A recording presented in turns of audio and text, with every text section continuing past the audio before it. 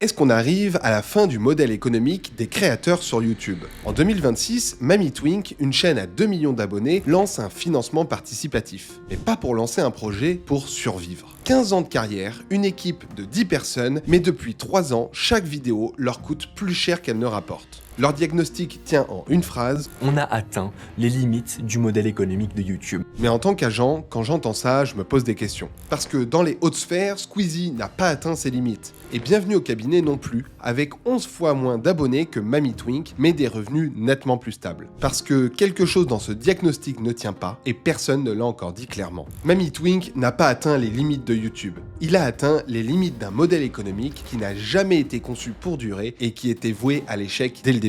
Mais malheureusement, c'est loin d'être le seul. Jean-Baptiste Chaud, Lynx the Sun, beaucoup de gros créateurs français changent ou disparaissent parce qu'ils répètent exactement la même erreur. Alors, dans cette vidéo, vous allez comprendre exactement pourquoi le modèle économique des youtubeurs s'apprête à changer à jamais et comment faire différemment pour les sauver. Et pour ça, rien ne vaut l'expertise d'un agent. Parce que YouTube ne tue pas les créatifs qui manquent de talent, il tue ceux qui n'ont pas le talent d'être plus qu'un créatif. Mamie Twink a été très transparent. Quand une chaîne lance un financement participatif, elle a généralement un peu intérêt à rester dans le flou. Eux, ils ont tout mis sur la table. Et c'est précisément pour ça que les chiffres qu'ils ont publiés permettent de reconstituer quelque chose que la plupart des créateurs n'affichent habituellement jamais, leur vrai modèle économique. Alors voilà ce qu'on sait. Leur objectif Ulule était de 60 000 €. Dans la vidéo, ils précisent que ce montant représente 20% de leur budget annuel. Par extrapolation, le budget total de fonctionnement de Mamie Twink tourne autour des 300 000 € par an. Mais ces 300 000 €, il faut maintenant les confronter à ce qu'ils génèrent réellement. Parce que de l'autre côté, on a les revenus. Environ 40% viennent des partenariats, soit 120 000 €. Environ 20% viennent d'AdSense, soit à peu près 60 000 € par an. Et les 20% restants viennent des subventions.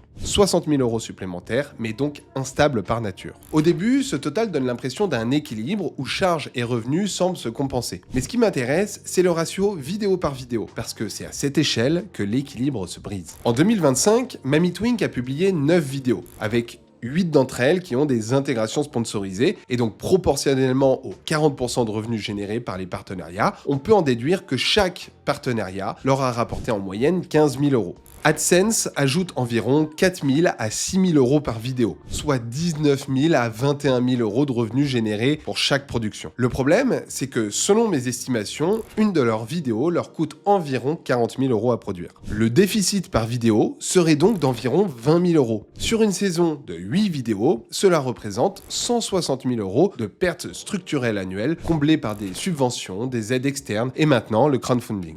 Ce déficit annuel explique à lui tout seul l'urgence du crowdfunding. Mais il y a un chiffre encore plus révélateur que le déficit lui-même parce qu'il explique simplement pourquoi ce déficit existe. Seulement 18% de leur budget va à la production de vidéos. En tout cas, c'est comme ça qu'ils appellent les 18% permettant de financer les transports, les droits artistiques, le matériel, les logiciels, etc. etc. Si on s'arrête à ça, ça veut dire que sur 300 000 € de dépenses annuelles, 54 000 € servent directement à fabriquer les vidéos. Tout le reste part en salaire, 5 CDI dont un historien à plein temps, en bureau, en cotisation sociale, en frais administratifs, en matériel. La chaîne dépense 6 fois plus à maintenir sa structure qu'elle produit ce pourquoi elle existe. Même si, évidemment, je pense que ce terme de production sur leur tableau est très mal choisi, étant donné que leurs 5 salariés servent également à la production des vidéos et ne sont pas compris dans ces 18%. Mais il faut qu'on prenne le temps de s'arrêter une seconde sur cette structure de coût. 5 salariés en CDI pour 9 vidéos par an, c'est le modèle d'une société de production télévisuelle. La télévision publique, elle peut se permettre ce type de choses parce qu'elle bénéficie de financements institutionnels garantis chaque année. YouTube n'en a pas. YouTube rémunère régularité, la performance publicitaire et la capacité à convertir une audience en partenariats commerciaux. Ce sont des revenus variables, imprévisibles et plafonnés par la niche et le rythme de publication. Le problème n'est donc pas dans les chiffres de revenus, il est dans ce qu'on bâtit autour d'eux. Mamie Twink a superposé 2 modèles complètement incompatibles, les coûts fixes d'une institution sur les revenus variables d'une plateforme. Et c'est précisément pour ça que la phrase On a atteint les limites du modèle économique de YouTube devient au moins inexacte, sinon complètement fausse. YouTube n'a pas de limite dans ce cas précis. Ce que MamiTwink a atteint, c'est le plafond de ce que cette structure particulière peut générer avant de s'effondrer. Alors la question qu'on peut se poser, c'est comment des créateurs aussi expérimentés qu'eux ont arrivé à construire un modèle aussi fragile sans s'en rendre compte? Eh bien la réponse, c'est qu'ils ont suivi exactement le modèle qu'on félicite en général sur YouTube. Au fil des années, ils ont grandi. Ils ont professionnalisé leur structure, ils ont voulu faire des vidéos de plus en plus ambitieuses. Avec le temps, on s'est professionnalisé, on s'est entouré de toute une équipe. Au fil des années, nos productions sont devenues de plus en plus ambitieuses. Pour comprendre comment MamiTwink en est arrivé là, il faut regarder une chaîne que vous connaissez probablement beaucoup moins, mais qui marche beaucoup mieux. Bienvenue au cabinet. Un comptable qui fait des vidéos sur la fiscalité, les statuts d'entreprise, les modèles économiques des créateurs, environ 170 000 abonnés, des vidéos qui font en moyenne 200 000 vues, sur le papier un profil modeste comparé à MamiTwink. Et pourtant, Bienvenue au cabinet va générer environ 60 000 € de revenus avec les partenariats en 2026. MamiTwink de son côté en génère 120 000, avec 2 millions d'abonnés. Donc 2 fois plus d'argent, mais avec 10 fois plus de visibilité et 15 ans de réputation derrière eux pour à peu près le même nombre de partenariats à l'année. L'écart est donc bien plus faible qu'on ne pourrait l'imaginer. Mais cet écart dit tout sur la situation, car en plus de ça, Bienvenue au cabinet n'embauche pas 10 personnes et a des frais de fonctionnement drastiquement plus faibles que ceux de MamiTwink. Ce qui sépare ces deux chaînes, ce n'est pas la qualité du contenu, c'est la position qu'elle occupe sur leur marché. Et il y a très peu de créateurs en France capables de parler de comptabilité avec précision et pédagogie. Quand une néobanque, un site de domiciliation ou un outil comptable veut toucher cette audience, il dispose de peut-être 5 créateurs au maximum pour le faire.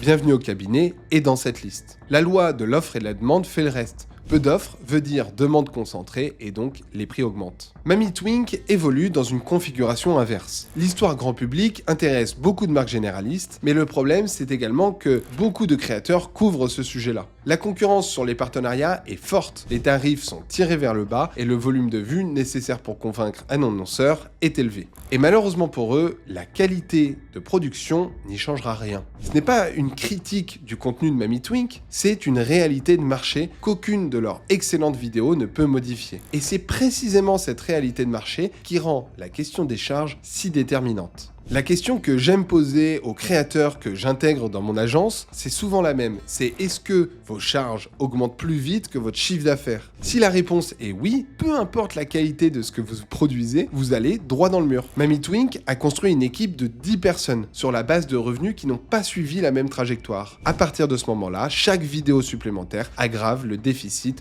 au lieu de le résorber. Ce qui rend cette situation particulièrement difficile à voir de l'intérieur, c'est que chaque décision prise était rationnelle dans leur contexte. Embaucher un monteur plutôt que de sous-traiter, c'est logique pour garder le contrôle éditorial. Salarier un historien à plein temps, ça paraît logique pour garantir la rigueur documentaire. Ouvrir des bureaux dédiés à l'équipe, pareil, c'est logique pour structurer l'activité durablement. Aucune de ces décisions n'est absurde prise isolément. C'est le fait de les avoir accumulées sur des revenus qui ne pouvaient pas les absorber qui a tout rendu intenable. Et justement, c'est précisément cet endettement créatif que le crowdfunding est censé venir effacer. MamiTwink a identifié l'urgence et a proposé une réponse. Reste à savoir si cette réponse ne va pas aggraver le problème qu'elle est censée résoudre.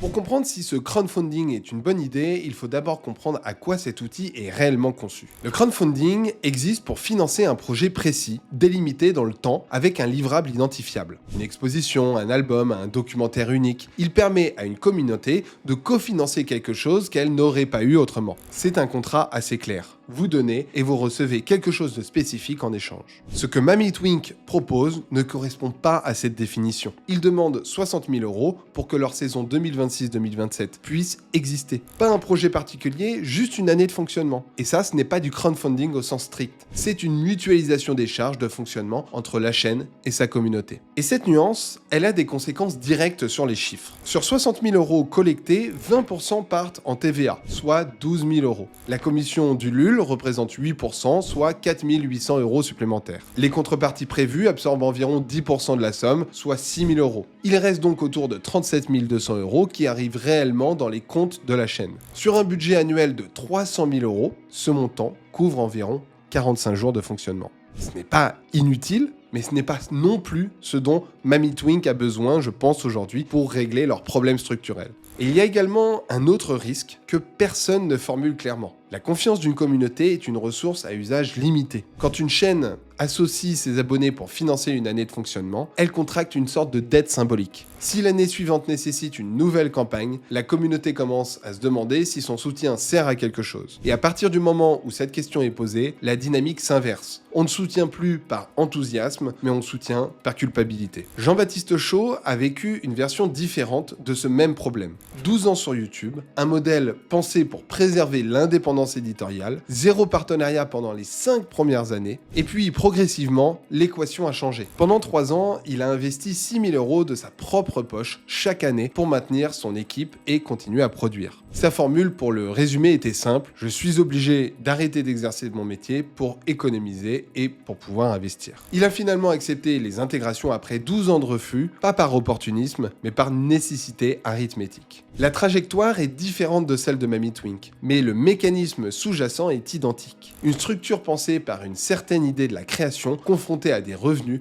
qui ne peuvent pas l'absorber indéfiniment. C'est dans ce contexte qu'intervient Sébastien de la chaîne Vous avez le droit. Doctorant et universitaire de métier, il a commencé YouTube avec une logique purement académique. Et au bout de quelques années, il m'a dit quelque chose que je n'oublie pas: je me découvre à devoir faire des choix d'entrepreneur alors que j'ai été universitaire toute ma vie. Cette phrase, c'est pas qu'une anecdote, c'est le diagnostic exact de ce que Mamie Twink, Jean-Baptiste Chaud et des dizaines d'autres créateurs français traversent sans jamais vraiment l'avoir nommé clairement. YouTube ne vous apprend pas à être entrepreneur. Il vous met en situation de l'être, sans manuel, sans mentor et souvent trop tard. La vraie question n'est donc pas de savoir si cette campagne de crowdfunding va réussir. Elle est de comprendre ce que YouTube exige vraiment de ses créateurs en 2026 et si le marché français est prêt à l'entendre.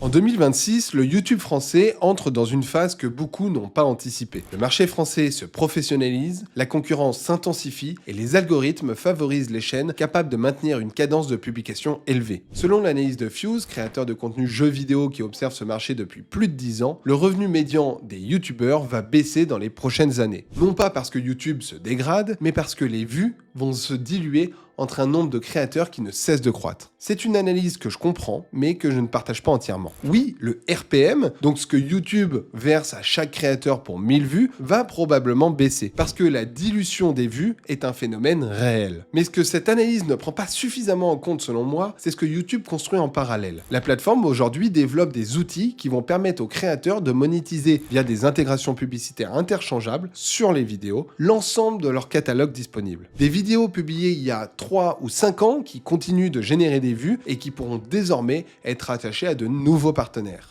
Du coup, le volume par vidéo et la fréquence de publication deviennent plus secondaires. Ce qui prend donc de la valeur, c'est la profondeur du catalogue. Et en ce sens, peut-être que notre cher Link the Sun, qui vient d'annoncer la fin de sa carrière YouTube, part au moment même où le modèle économique pouvait enfin lui sourire. Et c'est d'ailleurs un modèle économique qui devrait énormément aider des chaînes comme Mamie Twink par exemple. Parce que ce système va attirer un profil de marque que YouTube ne pouvait pas capter jusqu'ici. Ce sont des toutes petites structures, des entreprises locales, des acteurs qui n'avaient pas le budget pour s'offrir une intégration à 5 ou 10 000 € sur une seule vidéo, mais qui peuvent tout à fait investir 500 € sur un volume de vues ciblé réparti sur plusieurs contenus. C'est une démocratisation du marché publicitaire sur YouTube. Et pour les créateurs qui ont un catalogue solide, c'est une opportunité que la quasi-totalité sous-estime. Au total, je pense que les créateurs qui ont compris cette évolution vont gagner plus d'argent, pas moins. Le RPM devrait baisser, oui, mais le volume compensera. Et les nouvelles marques qui entreront sur la plateforme élargiront le marché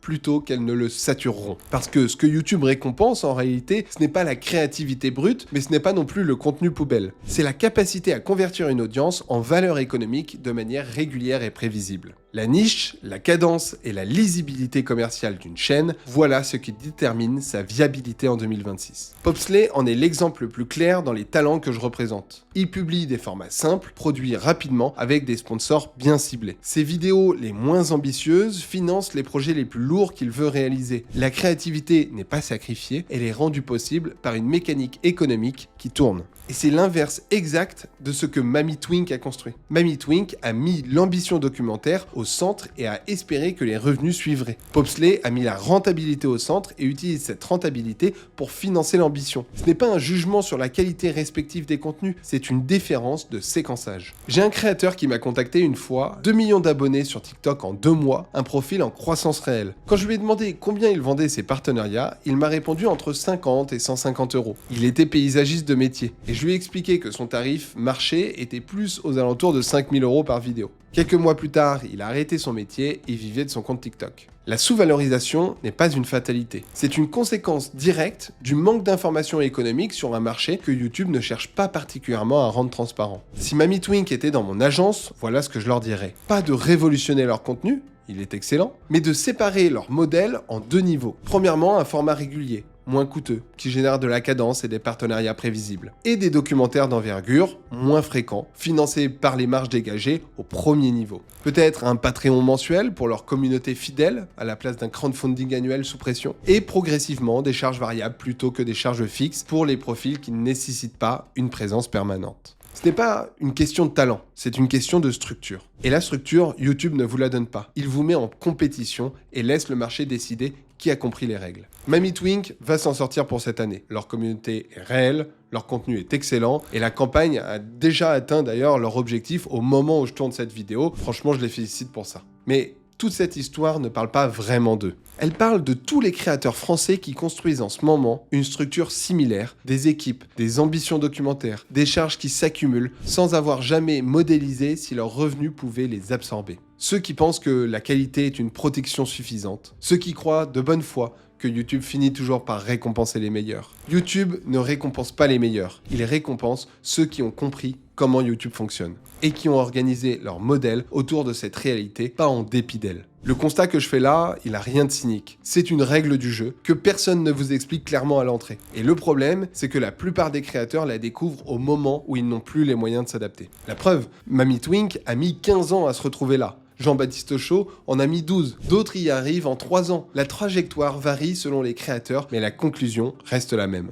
En 2026, le marché français de la création de contenu va sélectionner. Pas sur le talent, pas sur la qualité, sur la solidité des modèles économiques. Les chaînes qui vont tenir sont celles qui ont compris comment gérer une entreprise et qui ont fait de cette contrainte le point de départ de leur créativité, pas leur ennemi. Et si vous êtes créateur ou créatrice et que vous vous reconnaissez dans une partie de ce que j'ai décrit, la question à vous poser n'est pas « est-ce que mon contenu est assez bon ?» Elle est beaucoup plus simple et beaucoup plus urgente que ça. Est-ce que aujourd'hui mon modèle économique peut tenir ? Et justement, ma dernière vidéo raconte exactement ce genre de décision. À travers le cas du sponsor BetterHelp, un sponsor qui touche à la santé mentale, je vous montre tout ce qu'un agent doit analyser avant de dire oui ou non à un sponsor. Si vous voulez voir ce à quoi mon métier ressemble vraiment de l'intérieur, je vous retrouve juste là. C'était Alexis, je suis agent de youtubeur, merci beaucoup d'avoir regardé cette vidéo et à très bientôt, ciao.